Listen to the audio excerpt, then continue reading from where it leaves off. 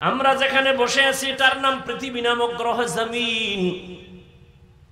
এখান থেকে প্রথম আসমান, মাঝখান জায়গাটাকে দর্শনের ভাষায় বলে মহাশূন্য। দূরত্বর ডিস্টেন্স হচ্ছে 500 বছরের পথ। এখান থেকে 500 বছর দূর, এরপরে প্রথম আসমান। প্রথম আসমান থেকে আর দ্বিতীয় আসমানের মাঝখানে আবার মহাশূন্য, এরকম খালি জায়গা। দূরত্ব 500 বছরের পরে দ্বিতীয় আসমান। নবী কয়, আল্লাহ আমাকে দাওয়াত দিয়া নিছেন, আমি সবগুলো ভেদ করে গেলাম। মক্কা থেকে বাইতুল মাকদিস, ওখান থেকে আল্লাহ আমাকে নিয়ে গেলেন প্রথম আসমানে। গিয়া দেখলাম 2টা দরজা লাগানো নূরের তালা দিয়া, তালাগুলো লক করা। ভেতরে দারোয়ান জিবরাইল আমার সাথে বলে, দরজা খোল। ভেতর থেকে আওয়াজ আছে, মান আনতা, কে তুমি? বলে, আনা জিবরাইল, আমি জিবরাইল। বলে, তোমার সাথে? অমাম্মাক, তোমার সাথে কে? বলে, হুয়া মুহাম্মদ সাল্লাল্লাহু আলাইহি ওয়াসাল্লাম। কদ উরসিলা ইলাই, কেন আসছো? অনুমতি নিয়ে আসছো নি? ভেতরের দারোয়ান জিগায়, হ্যাঁ আল্লাহ অনুমতি দিয়েছেন, দরজা খুলে দাও। তালা খুলো। 2টা দরজা, দোনোটা দরজা সুন্দরভাবে লাগানো। নবী বলেন, তালা লাগানো নূরের তালা। কিসের তালা? নূরের তালা। চাবি কই? ভেতরের দারোয়ান ফেরেশতা কয়, চাবি হলো বিসমিল্লাহির রহমানির রহিম। নবী বললেন, তালা খুলে গেল। নবী প্রথম আসমানে ঢুকলেন। আসমানটার ভেতরে আবার বিশাল কুদরতের কারিশমা নবী দেখলেন। এরপরে প্রথম আসমানটা সফর করে উপরে গেলেন, খালি জায়গা 500 বছর। তারপরে দ্বিতীয় আসমান, সেখানেও 2 দরজা। আবার অনুমতি চাইলেন, ভেতরের দারোয়ান অনুমতি দিলেন, তালা খুলল, নবী ঢুকলেন। দ্বিতীয় আসমানটা সফর করলেন, ঈসা নবীর সাথে মোলাকাত। ওখান থেকে আবার মহাশূন্য, 500 বছরের দূরত্ব। এর উপরে 3 নাম্বার আসমান। নবী ওখানে ঢুকলেন, ঘুরলেন, আবার মহাশূন্য পাড়ি দিলেন। এরপরে ঢুকলেন 4র্থ আসমানে। এইভাবে 7টা আসমান নবী ভেদ করলেন। এরপরে 7 আসমানের উপরে চলে গেলেন নবী, রহমতের নবী। গিয়া দেখেন 7 আসমানের উপরে একটা নূরের ঘর, কাবা। নাম হলো বাইতুল মামুর। নাম কি? নবী দেখলেন ওই বাইতুল মামুরে। আর পিতা ইব্রাহিম আলাইহিস সালাম ট্যাক লাগায় বসে আছেন। 70,000 ফেরেশতার কাফেলারা তাওয়াফ করে। একবার যারা চান্স পেয়েছে, কিয়ামতের আগে আর সুযোগ তারা পাবে না, এত বেশি ফেরেশতাদের সিরিয়াল। নবী বলেন, এর উপরে গেলাম, গিয়া দেখলাম বিশাল একটা বড়ই গাছ, সিদরাতুল মুনতাহা। এত বিশাল বড় বড়ই গাছ, গাছের পাতাগুলো হলো কালকে লাল, হাতির কানের মতো বড় বড়। আর ওই গাছের বড়ইগুলো, তেলের ড্রাম আছে আমাদের দেশে, তেলের ড্রাম বড় বড়। বলে, এক একটা বড়ই, কোল বড়ই, ওগুলো হলো তেলের ড্রামের মতো বড়। নবী বলেন, এখানে তো আমি বৈশা রইছি, যাইয়া জিব্রাইলের দৌড় বা এখানে সফর শেষ। এবার বাহন ও বোরাক শেষ, রফ রফ চলে আসলো, ভিন্ন বাহন। এবার আল্লাহর অর্ডারে উঠলাম। এবার আমাকে নিয়ে যাইতেছে আরো উপরে। এত উপরে যাইতেছি, দেখি পানি। এক জায়গায় গিয়ে দিই, শুধু পানি পানি পানি পানি, ভেতর দিয়ে আমি যাইতেছি, আমার গায়ে পানি লাগে না। আবার উপরে যাইতেছি, আগুন, চারদিকে আগুন, আমার গায়ে লাগে না। এর উপরে আবার পানির স্তর, যাইতে যাইতে যাইতে যাইতে পানির অনেক অনেক অনেক উপরে গিয়া দেখি আল্লাহ পাক ওখানে নির্মাণ করে রাখছেন নূরের তৈরি আরশে আজিম। আরশে আজিমটা 8 জন ফেরেশতা কাঁধে নিয়ে দাঁড়ানো আছে। আরশে আজিম কই? অনেক উপরে। কয়জন ফেরেশতা কাঁধে নিচে? এদের পা 7 জমিনের নিচে। ও ফেরেশতারাও জানে না ওদের কাঁধের উপরে কি। নবী এবার বলেন, আমি আরশে আজিমে ঢুকলাম জুতা খুলে। আওয়াজ আসতেছে, নবী জুতা খুলবেন না। মুসা নবী তুর পাহাড়ে খুলছে, এই জন্য আমিও খুলছি। আল্লাহ বলে, না, মুসা নবী তুর পাহাড়ে যাবেন আল্লাহর সাথে কথা বলতে। কিন্তু পাহাড় এটা পবিত্র উপত্যকা, এখানে ঢুকতে জুতা নিষেধ করা হয়েছিল, কিন্তু আরশে আজিম অপেক্ষা আছে আপনার জুতার ধুলি নেওয়ার জন্য। রহমতের নবী ঢুকলেন, ঢুকার পর ওই আরশে আজিমের পার্শ্বে দেখে বিশাল বড় একটা তক্তা, মনে আছে নি তক্তা, সংরক্ষিত তক্তা, লৌহে মাহফুজ, বিশাল বড় তক্তায় পুরা 30 পারা কোরআন শরীফ লেখা। সমস্ত মুফাসসিরিনে কেরাম বলেন ওই লৌহে মাহফুজের মধ্যে তক্তায় কোরআন শরীফ যেই সিরিয়ালে লেখা, বর্তমান কোরআনটাও ওই সিরিয়ালে আছে। এখানে আলহামদু আগে না, ওখানেও আলহামদু সূরা আগে, এরপরে সূরা বাকারা আলিফ লাম মিম যালিকাল কিতাবু লা রাইবা ফি, লৌহে মাহফুজের তক্তার মধ্যে আলিফ লাম পরের সূরা, এইভাবে সাজানো আছে। ওখানে যেমনে সাজানো এখানেও সেইভাবে কোরআনটা আছে। আল্লাহর নবী বলেন আরশে আজিমে ঢুকলাম, এখান থেকে আরো অনেক উপরে, আরো অনেক উপরে হলো আল্লাহ পাকের কুদরতের কুরসি, ওয়াসিআ কুরসিয়ুহুস সামাওয়াতি ওয়াল আরদ, কুরসিটা এত বড় আসমান জমিন তার পেটের ভেতরে ঢুকানো। আর ওই কুরসিটার চারপাশে 70,000 নূরের পর্দা লাগানো। আল্লাহ আমারে খুব কাছে নিয়ে গেছেন, কথা এদিকে বলার উদ্দেশ্য না, ওই যে কোরআন, ওই কোরআন, ওই কোরআন, বলে কই কোরআন, কত দূরের, ওই লৌহে মাহফুজের কোরআন, দূরে না কাছে? কথা বলেন না কেন? দূরে। এদিকে ইশারা করার জন্য আল্লাহ হাদাল কোরআন না বলে বললেন যালিকাল কিতাবু লা রাইবা ফি হুদাল লিল মুত্তাকিন।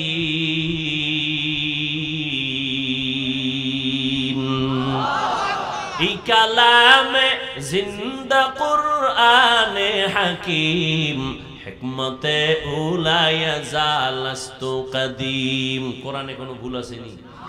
কখনো ছিল? কখনো ছিল? জন্মলগ্নে ছিল, পরে ঢুকছে। তাহলে হেদায়েতের চাবি বয়ান, হেদায়েতের চাবি কোনো হুজুর, কোনো দল, কোনো নেতা, কোনো নেত্রী, কোনো ব্যক্তি? হেদায়েতের চাবি কার হাতে? من يهد الله فهو المهتد ومن يضلل فلن تجد له وليا مرشدا। আল্লাহ যাকে চান হেদায়াত দিবেন, আল্লাহ যাকে চান না তাকে হেদায়াত দিবেন তো নাই। ওই হেদায়াত পাওয়ার মতো কোনো ব্যক্তিও সে খুঁজে পাবে না, মুর্শিদ পাবে না। মুর্শিদ কোরআনের শব্দ, মুর্শিদা বাংলা অর্থ পথ প্রদর্শক, যিনি পথ দেখান। কিসের পথ দেখাবেন? জান্নাতের। তিনি মুর্শিদ। এটা কোরআনের আয়াতের অংশ। এজন্য বললাম বয়ান ভালো খারাপ যাই হোক না কেন, সবকিছু নির্ভর বক্তার ক্রেডিট, বক্তার এলেমের বাহাদুরি না, আল্লাহর রহমত। দ্বিতীয়ত শ্রোতা যারা সামনে থাকবেন তাদের অন্তরের মহব্বত আর আকর্ষণ। এ বিষয়ে অনেক উদাহরণ আমি দিয়েছি, এখন আমি দিব না, একটু খেয়াল করবেন।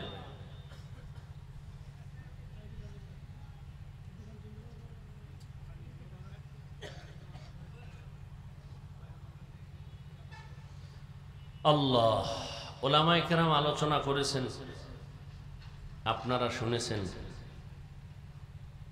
এখানে এত মানুষ, আমি বান্দার আমিন কবুল না হলেও বহু আল্লাহর আশেক এখানে আছেন যাদের আমিন কবুল হবে ইনশাআল্লাহ। তো আমি দোয়া করি আপনারা আমিন বলবেন, আল্লাহ মাহফিল কবুল করেন। মাহফিলের বরকতে পুরা অঞ্চলে শান্তি দান করেন। আসলে কি শান্তি? দেশ অনেকে বলতেছে স্বাধীন হয়েছে, বলে না? হ্যাঁ, কি স্বাধীন হয়েছে? আওয়ামী লীগ গেছি গা, এরপরও ঘরে আগুন লাগে কেন? বাড়িতে ডাকাতি হয় কেন? বাদ, এগুলি সব বাদ দেন। ইসলামের কি হয়েছে? যেদিন ওলামায়ে কেরাম স্বাধীনভাবে কোরআন সুন্নাহর কথা বলবেন, স্বাধীনভাবে চলবেন, সর্বত্র ওলামায়ে কেরামের মাথা উঁচু থাকবে, এই ইসলামের স্বাধীন, ওলামায়ে কেরামের স্বাধীন, আসল স্বাধীন। যারা খাঁটি মুমিন তারা বলবে ইসলামের স্বাধীন হলে আমরা স্বাধীন।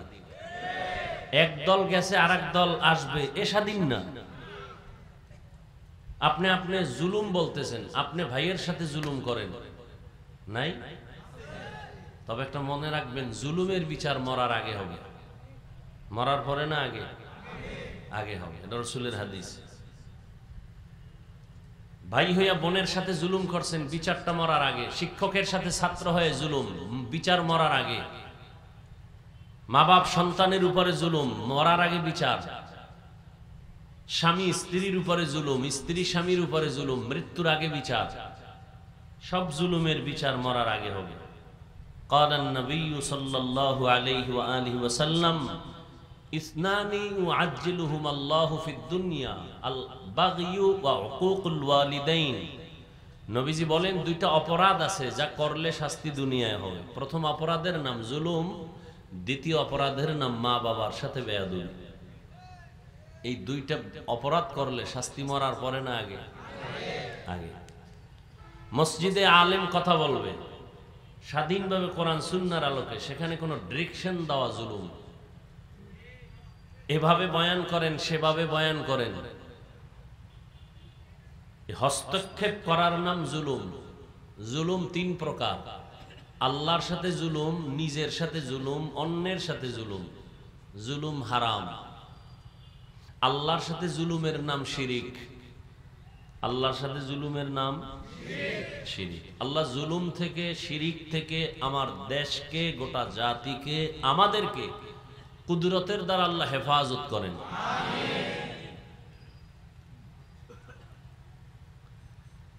ওলামায়ে কেরাম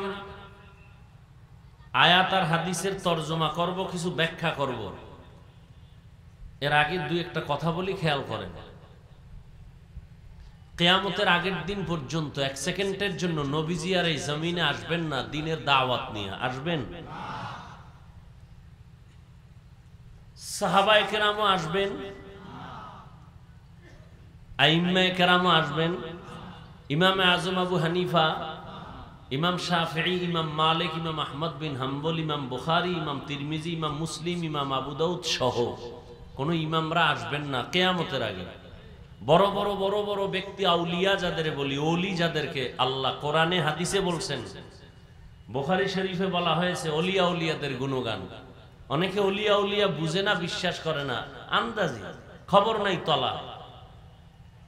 ওলিয়া উলিয়ার কথা বুখারী শরীফে আছে, কোরআনে আছে। এই জন্য আমি জোর দিয়া সারা বাংলাদেশে কসম খায়া বলি, যারা ওলিয়া উলিয়া মানে না, তারা কোরআনও মানে না, হাদিসও মানে না।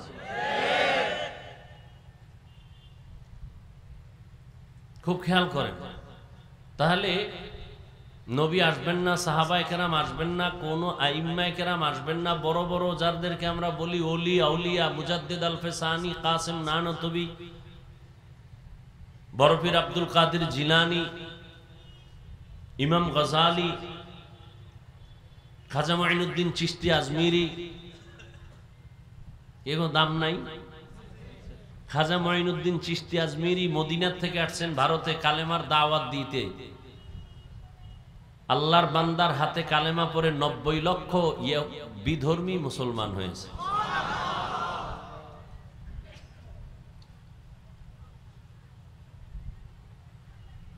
আল্লাহ।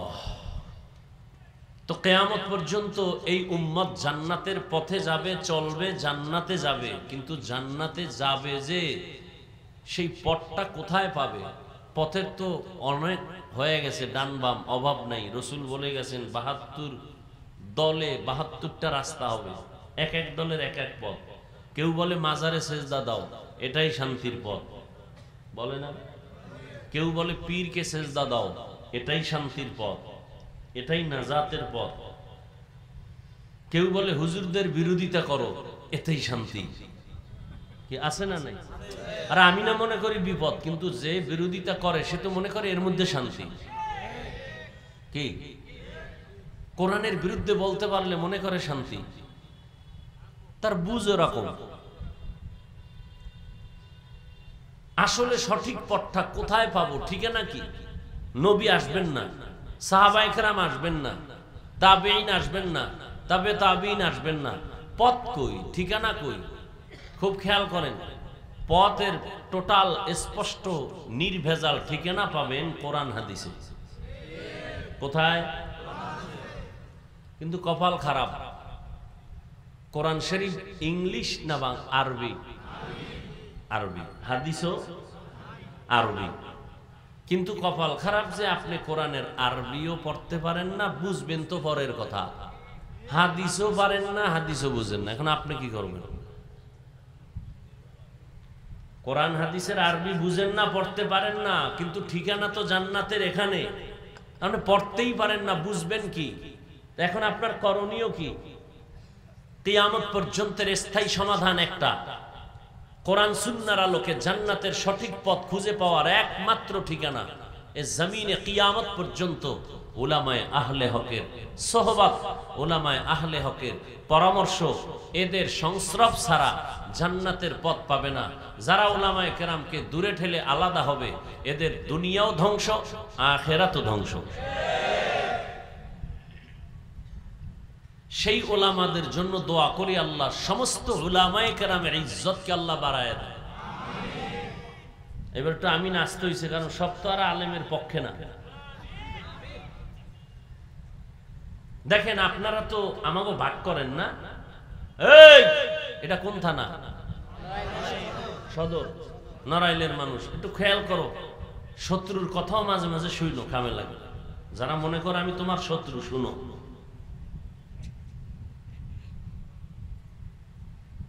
আমরা উলামায়ে কেরাম, আপনারা যারা আলাদা করেন, ওই হুজুর ওই লাইনের, ওই হুজুর ওই লাইনের, ওই হুজুর ওই লাইনের, সার্বিকভাবে কিন্তু আমরা উলামায়ে কেরাম মোটামুটি এক। কি লেখিলে আপনারা করেন সেটা আপনাকে ব্যাপার, আমরা আলেমরা এক জায়গায় দেখা হলে, এয়ারপোর্টে দেখা হলে, কোথাও বসলে, ভাই চা খান, বুকে লাগাই মহব্বত, আমার মাদ্রাসায় আসেন, বাসায় আসবেন, দাওয়াত। সে দাওয়াত দেয়, কারণ কি জানেন? যাতে যাতে একটা টান আছে, যাতে যাতে কি আছে, ওই যে আমদুত মিশে যায়। হ্যাঁ, কিন্তু অস্ত আপনারাই জানেন, আকাম করেন কেন?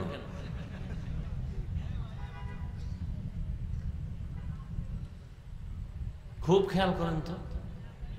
আচ্ছা, আমি আমারটা বলি, আমার ঈমান, আমার মজবুতি, আমার সাহস নিয়ে আমি বলতেছি। আমার সে সাহস আছে বিদায় আমি বলি। আমি দামি মোবাইল চালাই, কিন্তু ফেসবুক চালাই না। গত রোজার ঈদের আগে ইউটিউব ছিল, তাও কাইটে দিছি, কারণ ইউটিউবে কিছু দেখতে গেলে ওয়াজ মজ দেখি, হ্যাঁ নো মহিলাদের অ্যাড আসে, বাদ দিয়ে দিছি। এক মাস খুব পেরেশানি ছিলাম, একটু ওয়াজ শুনবো, তাও পারতেছি না। কি করি, ইউটিউব ডিলিট করে ফেলেছি। আস্তে আস্তে 2-3 মাস পরে এটা সয়ে গেছে। এখন ইউটিউবও নাই, ফেসবুক তো আমার জন্মলগ্ন থেকে মোবাইল নিয়েছি হাতে, কিন্তু ফেসবুক নেই নাই। আল্লাহ যেন মৃত্যু পর্যন্ত এর থেকে আমাকে, এবং দোয়া করি খারাপের লাইন থেকে সবাইকে হেফাজত করেন।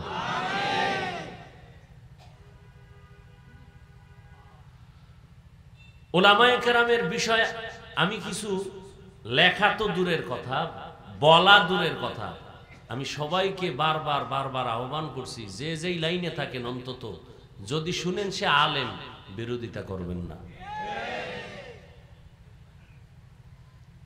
খবরদার, যে লাইনের হোক। আল্লাহ বিচারক আছে না? আল্লাহ বিচার করা কি বন্ধ করে দিছে? হ্যাঁ, চোখের সামনে দেখেন না বিচার? কথা কয় না, দেখছেন না?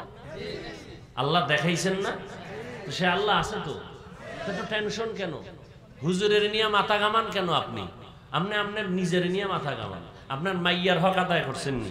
আপনার ছেলের হক, ভাইয়ের হক, মায়ের হক, বাবার হক, শিক্ষকের হক, বন্ধুর হক, প্রতিবেশীর হক, আপনি শিক্ষক ছাত্রের হক, আপনি ইমাম মুক্তাদির হক, এগুলো নিয়ে ভাবেন। কোন আলেম কি করছে এটা ভাবার টাইম পান কই? শয়তানের গুতায়। যে একটা বরিশালের প্রবাদ আছে, শয়তানে যারে ধরে কাম থুইয়া আকাম করে, কাম থুইয়া আকাম করে। আমরা সব এক। আমি খোলামেলা কিছু বলতে চাই না, শুধু এতটুকু বলবো, আমরা যে লাইনেরই হই সব আমরা এক। আমরা ওলামায়ে কেরাম, কি চরমনাই, কি তাবলিগ, কি জামাতে ইসলামী, কি ইসলামী আন্দোলন, কি সারসিনা, কি বেদাতি সুন্নি, সব আমরা ওলামায়ে কেরাম এক প্ল্যাটফর্মে। মনের দিক থেকে আমরা সবাই এক। শুধু দোয়া করি যেন উম্মতের মাঝে ওই একতাবদ্ধতা প্রকাশ হয়ে যায়, যাতে করে ওলামায়ে কেরাম যেদিন হবেন এক, গোটা দেশ সেদিন এক হয়ে যায়। তখন বেঈমান আর নাস্তিকরা কথা বলার আগে আমাদের হুজুরদের থেকে অনুমতি নিতে হবে। আপনারা কিলাকিলি করে ফায়দা কি? 1 কেজি চাউল দেশে কেউ বেশি? এই আকামগুলো কেন করেন? কোন শয়তান আপনাদেরকে গ্রেফতার করে রাখছে?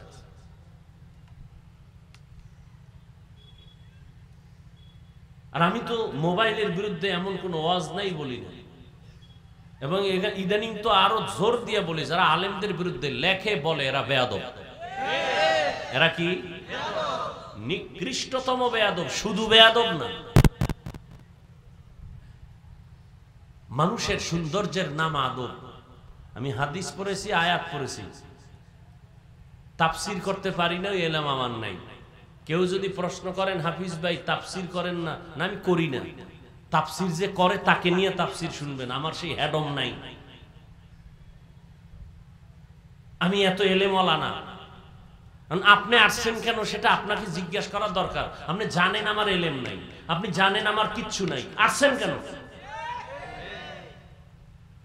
যেহেতু আসছেন, আপনি আসেন নাই, আপনার আব্বা পাঠায় নাই, আল্লাহ কানে ধরে নিয়ে আসছেন।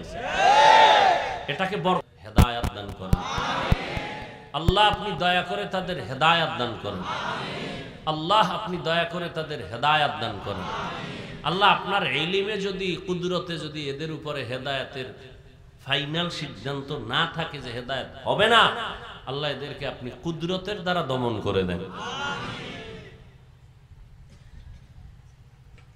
আসেন এবার আমার তেলাওয়াতকৃত আয়াত, যেটা সবাই পারেন। সবাই পারেন না? যেটা আমি পড়ছি আয়াতটা পারেন না সবাই? ঘরের মা বোনেরাও পারে, যারা কোরআন শরীফ জীবনে পারে না এরাও এইটু পারে। আলিফ লাম মিম যালিকাল কিতাবুল লা রাইবা ফিহি, এটা পারেন না?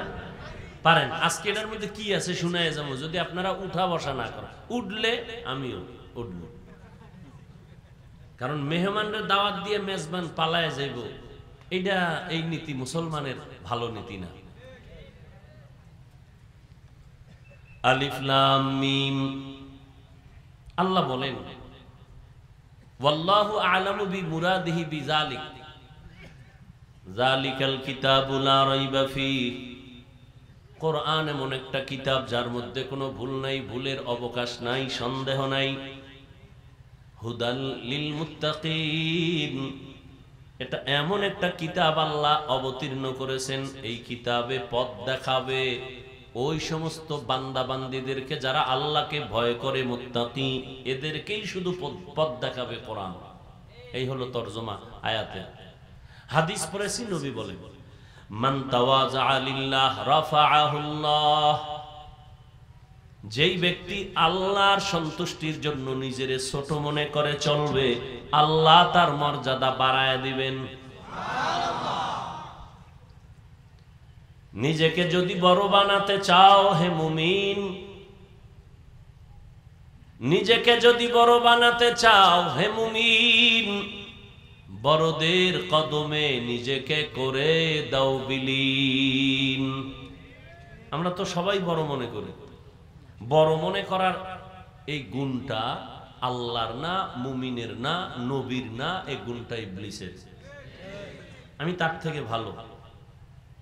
আল্লাহ কোরআনে বলছেন, ইবলিস আল্লাহর সামনে কি বলেছিল? আনা খায়রুম মিনহু, আমি আদম থেকে ভালো, আমি তার থেকে ভালো, আমি অমুক বক্তার থেকে ভালো, আমি প্রিন্সিপাল, সব প্রিন্সিপাল থেকে আমি প্রিন্সিপাল ভালো, সব মুফতি থেকে আমি মুফতি ভালো, সব মুহাদ্দিস থেকে আমি মুহাদ্দিস ভালো, সব টাকাওয়ালা থেকে আমি টাকাওয়ালা ভালো।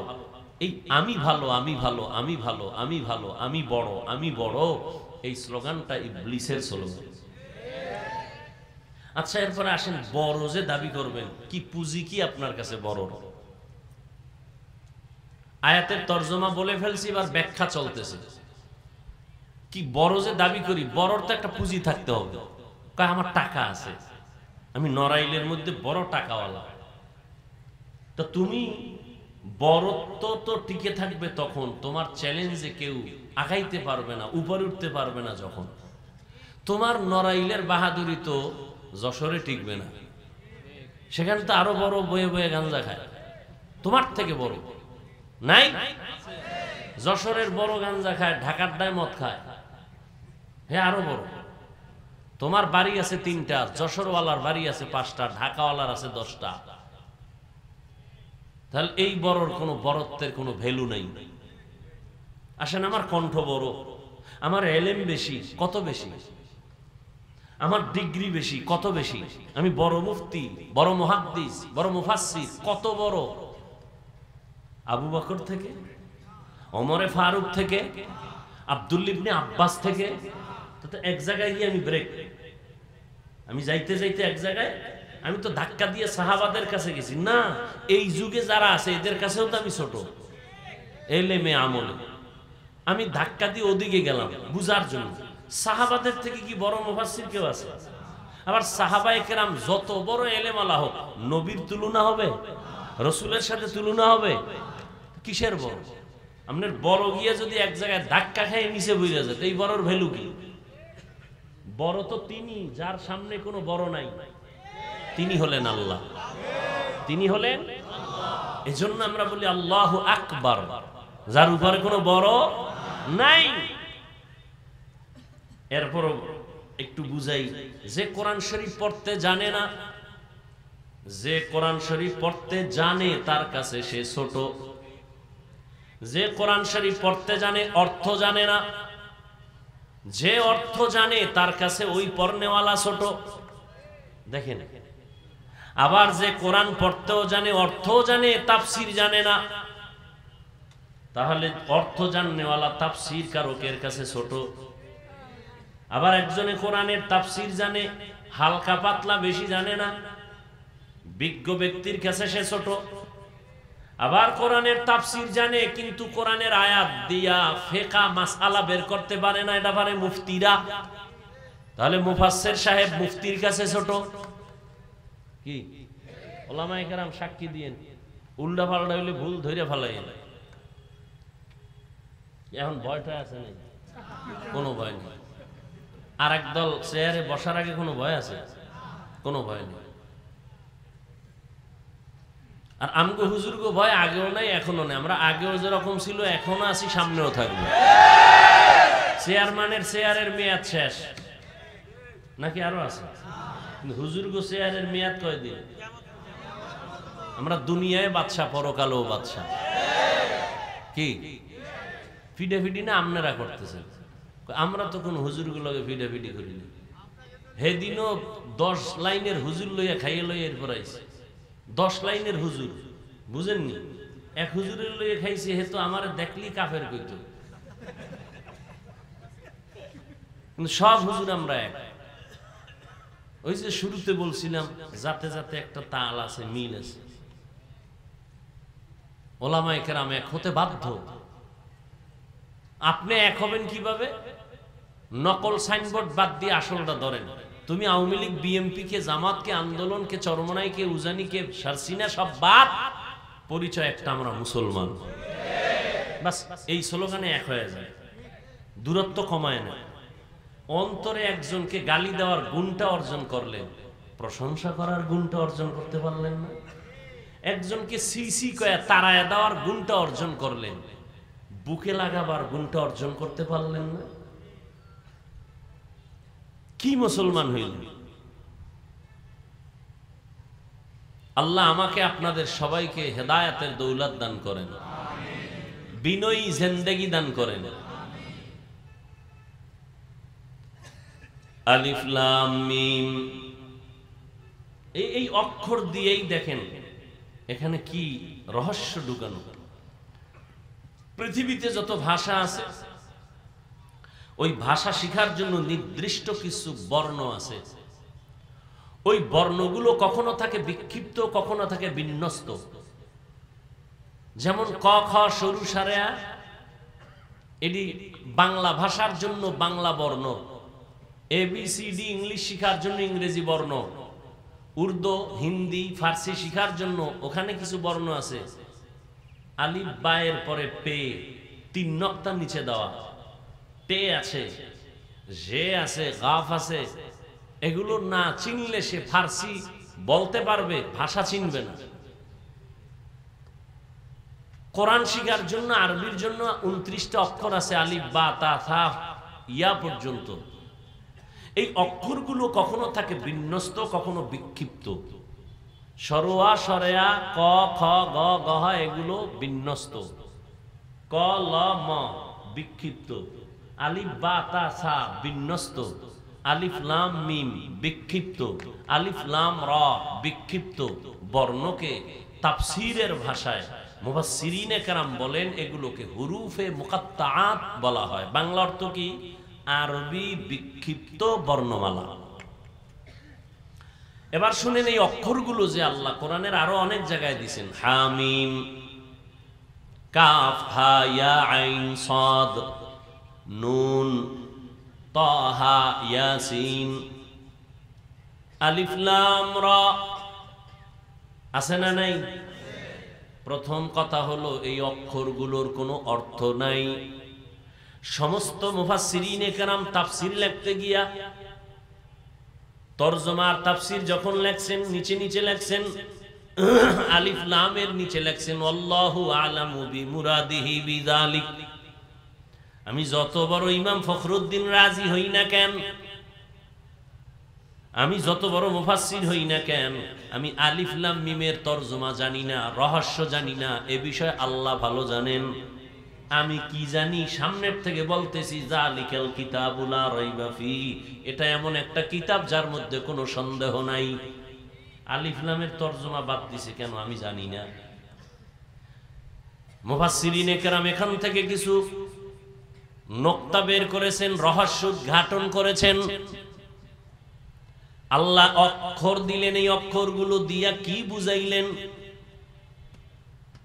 যে অক্ষরের কোনো অর্থ নাই কেন দিলেন? অর্থহীন অক্ষর কেন দিলেন? সব মুফাসসিরিনে কেরাম এই অক্ষরগুলোর ব্যাপারে বলেন আল্লাহ ভালো জানেন, আমরা কেউ জানি না।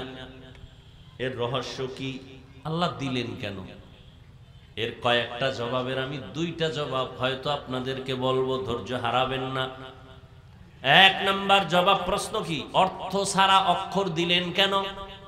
আলিফ লাম মিমের অর্থ নাই, আলিফ লাম রা অর্থ নাই, আল্লাহ দিলেন কেন? কোরআন শরীফ তো এত দামি কিতাব, যেটা দেখলেই সওয়াব, ধরলেই সওয়াব, পড়লেও সওয়াব, জানলেও সওয়াব।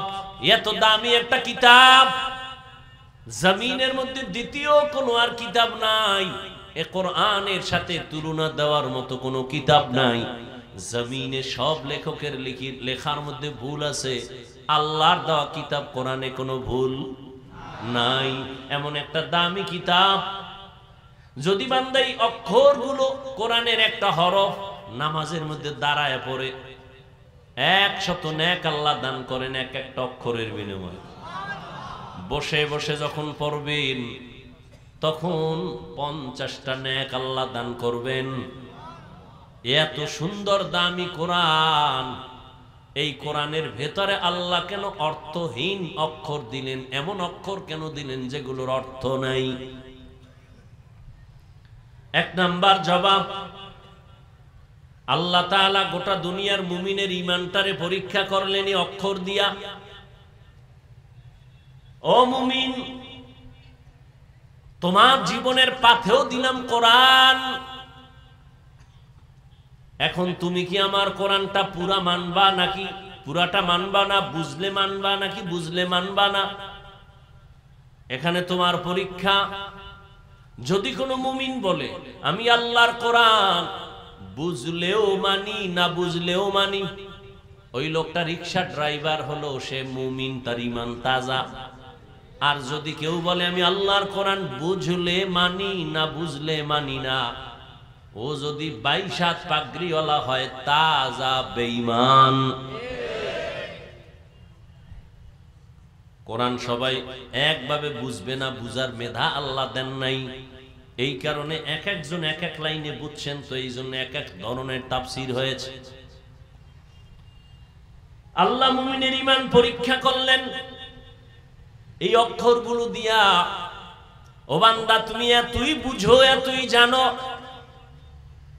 তাহলে কোরআনের মধ্যে যে অক্ষরগুলো আছে তুমি বুঝোনি কিছু কয় না। আমাদের তাফসীর কারকরা বুঝেন না, আমি কি বুঝবো? কয় মাননি, কাহা মানি, কয় ঈমান ঠিক আছে। আর যদি কও না আমি অর্থ না জানলে মানি না, না বুঝলে মানি না, তোমার ঈমান শেষ। ঈমান কি শেষ। দ্বিতীয় জবাব, ও অহংকারীরা, যারা মনে মনে ভাবো আমি অনেক বড়, আমার মতো বড় ইলমওয়ালা কেউ নাই, আমি বড়, আমি অনেক বড়, অনেক বড়। তুমি এত জানো? হ্যাঁ আমি অনেক জানি। কি জানো? আল্লাহ কোরআনের দরজায় 3টা অক্ষর দিলেন, আলিফ লাম মিম। দরজা দিয়া যখন ঢুকবি, এই জাননেওয়ালা এত জানো, এত জানো, আলিফ লাম মিম কি জানো এই বিষয়ে লেখ। দরজায় গিয়া মাথা নত করে বলে আমি সব জানি, কিন্তু আলিফ লামের দরজায় আসছি যখন আমি এই বিষয়ে জানি না। এটা জানি না কইলে হবে না, অন্তরে ঢুকা যে তুই আসলে কিছু জানো না। নিজের ছোট মনে কর, বড় মনে করা বাদ দে। কোরআনের দরজার সামনে যেহেতু তুই স্যারেন্ডার হয়ে গেছো, তাহলে ওই অন্তরে রাখ যে আসলে আমার জানার বাইরে অনেক কিছু আছে জানা, যেগুলো আমি জানি না। অহংকার দমন করলেন আল্লাহ অক্ষর দিয়া। দ্বিতীয় জবাব, আরো 5টা জবাব আছে, ওদিকে যাব না। শেষ জবাব হলো, প্রশ্নটা ছিল যে অর্থহীন অক্ষর দিলেন কেন, তার শেষ জবাব হলো এই অক্ষরগুলোর অর্থ অবশ্যই আছে। এটা হলো শেষ জবাব। এই অক্ষরগুলোর কি আছে? অর্থ আছে। কেউ জানে না, কেউ জানে না, আল্লাহ জানেন। কয় না নবীও জানেন। কত নবী জানলে সাহাবাদের বললেন না কেন? কয়টা আল্লাহর সাথে তার সাথে বন্ধুত্ব বজায় রাখার পাসওয়ার্ড। কি অর্থ? গোপন নাম্বার। এগুলো কাউকে বলেন না, এটা ভেদ। এই জন্য আল্লাহও জানেন, নবীও জানেন এগুলোর অর্থ আছে। কেউ আবার ধারণা কইরা কিছু অর্থ এভাবে ধারণার উপরে লেখছেন। লাম আলিফ লাম মিম, মিমের দ্বারা মুহাম্মদ, লামের দ্বারা জিব্রাইল, আলিফের দ্বারা আল্লাহ। কত অর্থ কি হইল? আল্লাহর কোরআন জিব্রাইলের মাধ্যমে মুহাম্মদের কাছে আল্লাহ পাঠাইছেন। বাস একটা তরজমা, মানে একটা ধারণার উপরে কেউ কেউ লেখছেন, কিন্তু সবার এক কথা, যিনি লেখছেন তিনিও বলেন আসল রহস্য আমি জানি না, কে জানেন? এলমেরা এজাজু করদন বেহিসাব, খলকেরা দাদন জওয়াবে বাসওয়াব, হক না দারদ দুস্তে খলকা জারেরা, নিস্তে ই খসলত একে দিন দারেরা। যালিকাল কিতাবু লা রাইবা ফীহ। কোন জিনিসকে ইশারা করার জন্য কাছেরটাকে আমরা বলি এই, দূরেরটাকে বলি ওই। বুঝেননি? হ্যাঁ, এই উডোকারে বাবা, ভাল লাগে না? ছেড়ে দেবো? হ্যাঁ, ওই যে বলছি বয়ান যা হবে আপনাদের আকর্ষণ আর মহব্বতে হবে। আমার এখানে ব্যক্তিগত কোনো ক্রেডিট নেই। দূরের জিনিসকে ইশারায় করে বলে ওই, কাছেরটাকে বলে, এটারে আরবিতে বলে, দূরেরটাকে বলে জালিকা, কাছেরটাকে বলে হাজা। কোরআন শরীফ ওই না এই বলে? কোরআন শরীফ দূরে না কাছে? কত কাছে? কয় অন্তরে। কয় মেধায়? বলে ঠোঁটের আগায় নাকি? দূরে না কাছে? দূরের জিনিসকে ওই বলে, কাছেরটাকে এই বলে, দূরেরটাকে বলে জালিকা। কোরআন যদি দূরে থাকে বলবে জালিকাল কিতাব, দূরের কিতাব। কোরআন শরীফ দূরে না কাছে? তাহলে বলা দরকার ছিল হাজাল কিতাব, এই কিতাব। কিন্তু আল্লাহ জালিকাল কিতাব, ওই কিতাব কেন বললেন? দূরেরটাকে কাছেরটাকে দূরে বললেন কেন? প্রশ্ন বুঝেননি কি? এগুলো খারাপ লাগতেছে আপনাদের কাছে? দূরের কোরআন দূর দিয়া বললেন কেন, কাছের কোরআন? এক নাম্বার জবাব, জালিকা দ্বারা উদ্দেশ্য হাযাল কিতাব, এখানে ওই দ্বারা এখানে উদ্দেশ্য হলো এই কিতাব। এক জবাব।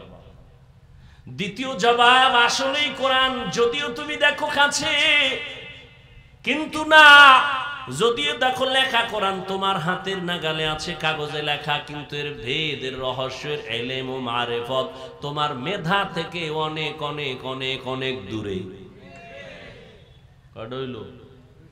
তিন নাম্বার জবাব, কোরআন এই কিতাব না ওই কিতাব, মানে ওই দূরের কিতাব। বলে কই দূর? বলে ওই আদম আলাইহিস সালাম, ওই নূহ আলাইহিস সালাম, ওই ইব্রাহিম আলাইহিস সালাম, ওই দাউদ আলাইহিস সালাম, ওই ঈসা আলাইহিস সালাম, ওই যত নবীদের আল্লাহ যত ইলম দিলেন, ওখান থেকে নির্যাস আল্লাহ নিয়া কোরআনের মধ্যে দিলেন। এটা এই কিতাব না, ওই সমস্ত নবীদের দেওয়া ইলমওয়ালা কিতাব। বুঝেননি? কয়টা হইল? চার নাম্বার জবাব, ওই কিতাব মানে এটা জমিনের কিতাব না, ওই লাউহে মাহফুজের কোরআন। লাউহে মাহফুজ চিনেননি? আর কথা কন না নড়াইলের পিছনে। শিক্ষক ছাত্রকে কয়, হিমালয় পর্বত কাছে না আসমান কাছে? কয় স্যার আসমান কাছে। হিমালয় পর্বত? কয় আরো দূরে। এটা কেমনে বললি? কয় স্যার সত্যটাই বলছি, হিমালয় পর্বত দেখা যায় না, আসমান দেখা যায়।